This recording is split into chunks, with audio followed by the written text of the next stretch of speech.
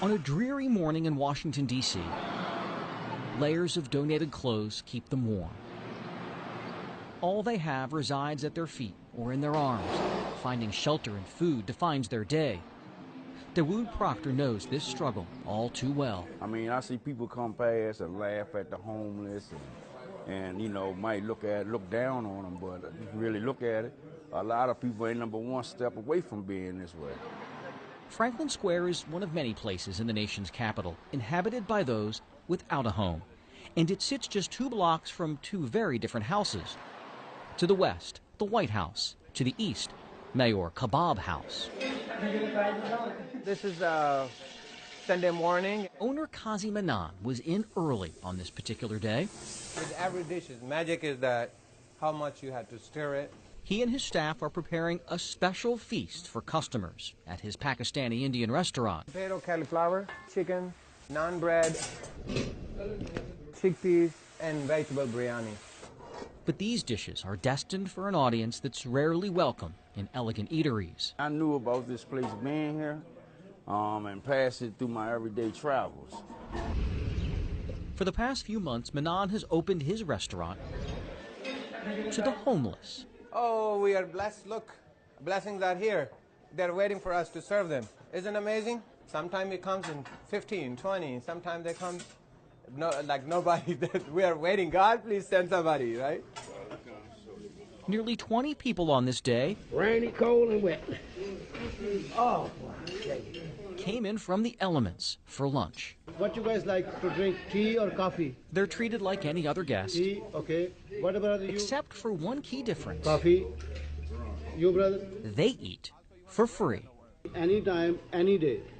Restaurant is open. You are most welcome. You are most welcome. You are our guest, just like other people. Anything you like with the menu or with the buffet, you're most welcome, eat free. Yes, it's shocking to me because I didn't think it was brothers out there that really cared for us to, you know, to help support the needs of the homeless. He went without rice. Give him a tandoori chicken. Give him potato cauliflower, and give him, you want bread? So we appreciate this guy right here bringing us down to eat, because sometimes on Sundays it's slow. But sometimes we got to go around and beg, or sometimes, you know, we get a cup and try to make money. They try to find ourselves way out to eat, trying to survive out here. You guys are the most important guests for me.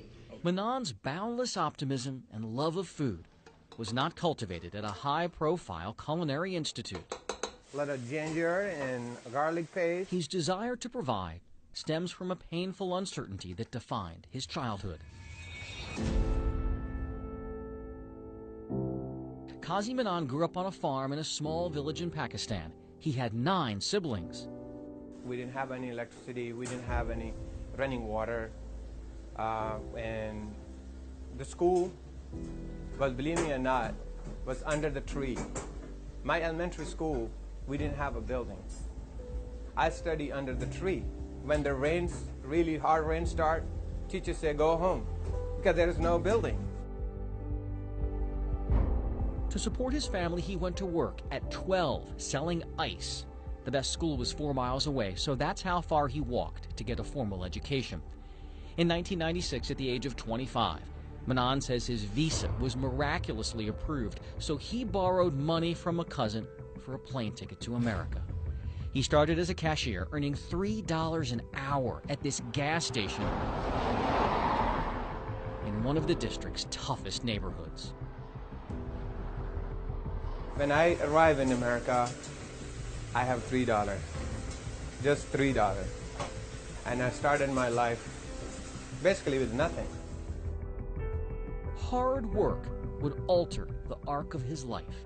He says he worked double shifts, then multiple jobs. He saved up enough money to buy 1 limousine.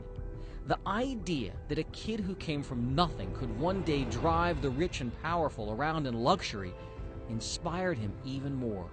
1 limo turned into a fleet of vehicles. His business flourished enough that some 20 years later, he opened his own restaurant. That's called American dream. You know this, like this is the only country where you say American dream, not in any other country. Wow. So yeah, he kind of understands. That's a good thing. Now that makes sense now? Yeah, it makes sense now. That make a lot of sense. He was blessed to obtain things through his struggle, and it's like he didn't ever give up. But to fully understand this man, you should know one more thing. I love to prepare this food for a homeless shelter. Every Sunday, he makes extra food and delivers it himself to those in need in another part of the city. Come and try. Manan connected a few months ago on social media with volunteers who now spend their Sundays dishing out hot meals to the homeless. And they make you feel that you are valued. For shelter regular Ron Verker, having hope on the Lord's Day means everything to him.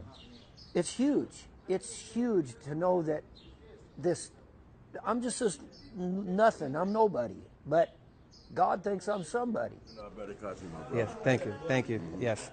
Kazi Manan says a skeptic recently told him that if he gives his food away, he'll surely go out of business in no time. Manan believes the more he gives away, the more God will bless him. I think this is all from God. And because of my mission is from God.